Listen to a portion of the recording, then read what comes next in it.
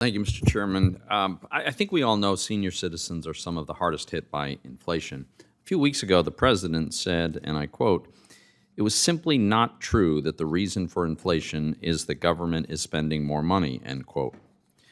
The administration and some of my Democratic colleagues have blamed a lot of folks for inflation. They blame the supply chain. They try to blame corporate greed. Now they blame Vladimir Putin. But that's not necessarily the view of all the Democrat economists. The former Obama Treasury official Stephen Ratner has said, and I quote, "This is Biden's inflation and he needs to own it," end quote. That is, in fact, the way it looks to me. It looks to me like massive excess spending in recent years combined with the Fed's lax monetary policy has given us this inflationary environment. So, Mr. Michel, at a macro level, would you agree that it's not the supply chain, it's not Vladimir Putin, but at a macro level, it's been too much spending and too much easy money that has created this inflationary environment? Yes, Senator, I agree. I don't think among economists it's very controversial that if you have persistently high levels of debt and deficit spending, you're going to get inflation.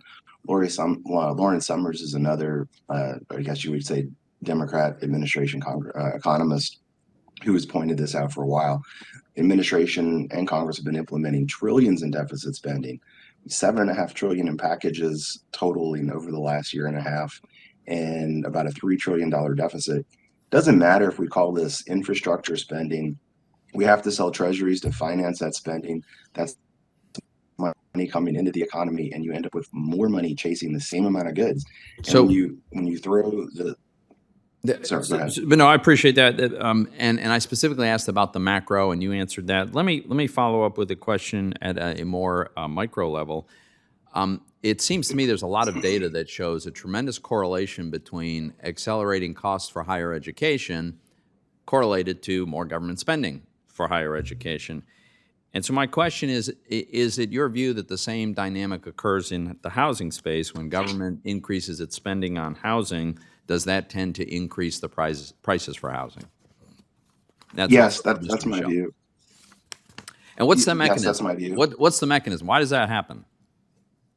Well, you were inducing demand. You're giving people more money to go out and buy houses or to take mortgages on for houses that aren't there, and they take a while to get there.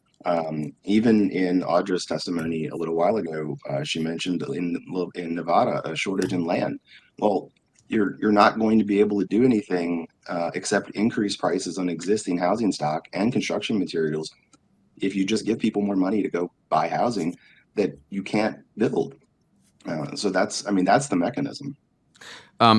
Mr. Wade, many people think of Fannie and Freddie as permanent fixtures in the American housing system. It's easy to forget that the GSEs actually played a fairly small role in American housing finance until pretty recently. At the end of 1981, I'm old enough to remember. By the way, congratulations on becoming an American citizen. 1981, the GSEs together owned or guaranteed less than 10% of single-family mortgage debt.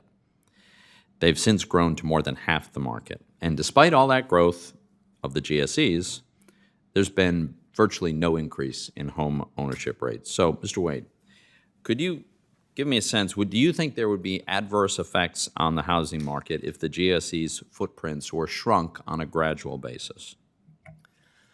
While I couldn't promise that there wouldn't be teething issues related to weaning the economy off a decade-long addiction, if not dependency, on government support and capital, I truly believe that the free market is the most efficient mechanism by which to allocate scarce resources. And one fact that strikes me particularly hard is the evidence over the last sort of 2 decades that Fannie and Freddie have not done a better job of allocating funding to meet affordable housing goals than the free market. At the very, very least, I believe it is incumbent on Congress to ensure that Fannie and Freddie are holding enough risk to reflect holding enough capital to reflect the very real risk that they represent to the American economy, and moving into a post-GSE situation will make the economy healthier for everyone, including the most vulnerable participants. Thank you, Mr. Chairman.